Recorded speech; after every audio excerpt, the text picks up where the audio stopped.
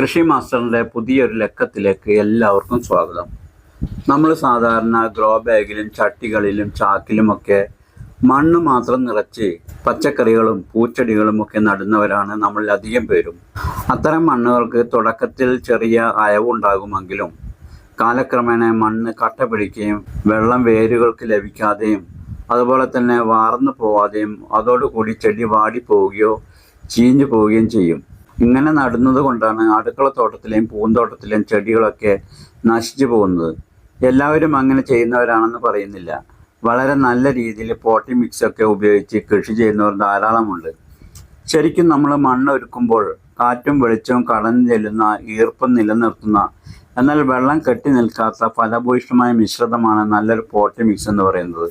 ഒരു മികച്ച പോട്ടി മിക്സ് തയ്യാറാക്കാൻ താഴെ പറയുന്ന 3 പ്രധാന ചേരുവകൾ സമമായി 1:1:1 എന്ന അനുപാതത്തിൽ ചേർക്കണം. ആദ്യ ചേരുവ മേൽമണ്ണ് തന്നെയാണ്. ചെടിയുടെ വേരുകൾക്ക് ഉറപ്പ് നൽകാനും ആവശ്യമായ ധാതുക്കൾ നൽകാനും മേൽമണ്ണ് സഹായിക്കുന്നു. രണ്ടാമതായി വേണ്ടത് ചകിരിച്ചോറ്, കോക്കോപിറ്റാണ്. നമ്മളിവിടെ ചകിരിച്ചോറ് പൈസ കൊടുത്ത് വാങ്ങിക്കുന്നില്ല. അതിന് പകരമായി ഉപയോഗിക്കുന്നത് ടെറസിൻ്റെ മുകളിൽ, പ്രത്യേകിച്ച് ഈ മഴ സമയത്തൊക്കെ കാണാറുള്ള പൂപ്പായലില്ലേ, അതാണ് ഇവിടെ ഉപയോഗിക്കുന്നത്. അതും ഒരു ഭാഗം തന്നെ ചേർക്കണം. മൂന്നാമത്തെ ചേരുവ എന്ന് പറയുന്നത് ജൈവ വളങ്ങളാണ്. ചാണകപ്പൊടി, ആട്ടിൻ കാഷ്ടം ഇവയൊക്കെ ചെടിക്ക് ആവശ്യമായ പോഷകങ്ങൾ നൽകുന്നവയാണ്. അടിസ്ഥാന സുരക്ഷയ്ക്കും അധിക വളർച്ചയ്ക്കും വേണ്ടി ചേർക്കേണ്ടുന്ന ചേരുവകളും വേറെയുണ്ട്. വേപ്പിൻ പിണ്ണാക്ക് 1 പിടി. ഇത് ചേർക്കുന്നതുകൊണ്ട് മണ്ണിലെ കീടങ്ങൾ, നിയമവിരകൾ, വേര് ചീയൽ എന്നിവയെ പ്രതിരോധിക്കുന്നു. അതുപോലെ എല്ലുപൊടി ചേർക്കുന്നതുകൊണ്ട് വേരുകൾ ബലപ്പെടുത്താനും പൂക്കളും കായ്കളും വേഗത്തിൽ ഉണ്ടാകാനും സഹായിക്കും. അപ്പോൾ കടയിൽ നിന്നും വലിയ പൈസ കൊടുത്ത് വാങ്ങിക്കാതെ എങ്ങനെ നമുക്ക് മികച്ച ഒരു പോട്ടി മിക്സ് തയ്യാറാക്കാം എന്ന് നോക്കാം. ഒരു ഗ്രോ ബാഗിലേക്കുള്ള പോട്ടി മിക്സിൻ്റെ അളവാണ് ഞാനിവിടെ പറയുന്നത്. പോട്ടി മിക്സിൽ ഏറെ പ്രാധാന്യമുള്ള ഒന്നാണ് ചകിരിച്ചോറ്.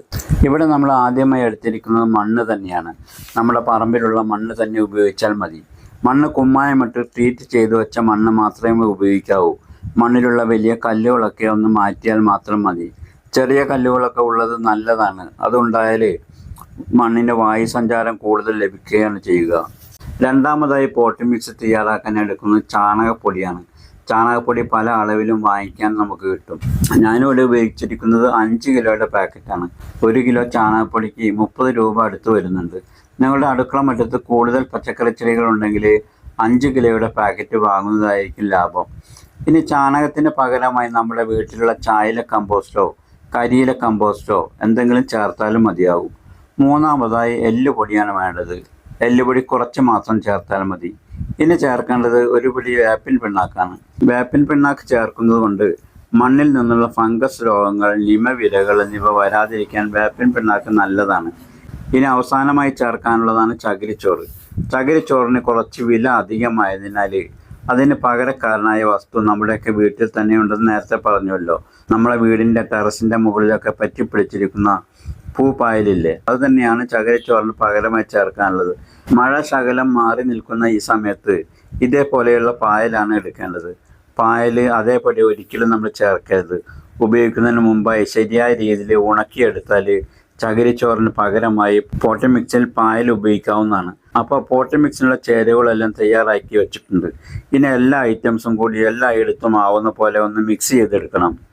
ഇതിൻ്റെ കൂടെ 1 പിടി മണലും കൂടി ചേർത്ത് കൊടുത്താൽ ഗുണമേന്മയുള്ള അടിപൊളി ചിലവ് കുറഞ്ഞ പോട്ടി മിക്സ് തയ്യാറായി കഴിഞ്ഞു. ഇനി ഈ പോട്ടി മിക്സ് കൊണ്ട് ഒരു ചെടിച്ചട്ടി നമുക്ക് നിറച്ച് തയ്യാറാക്കാം. ആദ്യം തന്നെ ചട്ടിയുടെ അടിയിലായി 1 പിടി കരിയില ഇട്ട് കൊടുക്കുന്നത് നല്ലതാണ്. നാം ഒഴിച്ചു കൊടുക്കുന്ന വെള്ളം കെട്ടി നിൽക്കാതെ വാർന്നു പോവാൻ കരിയില ഇടുന്നത് കൊണ്ട് സഹായകമാകും. ഇനി ചട്ടിയിലേക്ക് നാം തയ്യാറാക്കി വെച്ച പോട്ടി മിക്സ് നിറച്ചു കൊടുക്കാം. ചട്ടി നിറയെ ഇടാതെ 1/4 ഭാഗം ഇട്ട് കൊടുത്താൽ മതി. കാരണം ചെടി വളരുന്നതിനനുസരിച്ച് വളവും മണ്ണുമൊക്കെ ഇനിയും നൽകേണ്ടി വരും. ഇനി ഇതിലേക്ക് നമുക്ക് ഒരു തൈ നട്ടു കൊടുക്കാം. വെണ്ടയുടെ തൈയാണ് ഞാൻ ചട്ടിയിലേക്ക് നടുന്നത്. അപ്പോൾ ചിലവ് കുറഞ്ഞ രീതിയിൽ പോട്ടി മിക്സ് നമുക്ക് തന്നെ തയ്യാറാക്കി എടുക്കാവുന്നേ ഉള്ളൂ. വീഡിയോ നിങ്ങൾക്ക് ഇഷ്ടമായാലും ഷെയർ ചെയ്യുക. ഇനി മറ്റൊരു കൃഷി ടിപ്സുമായി വീണ്ടും കാണാം. Okay, thank you.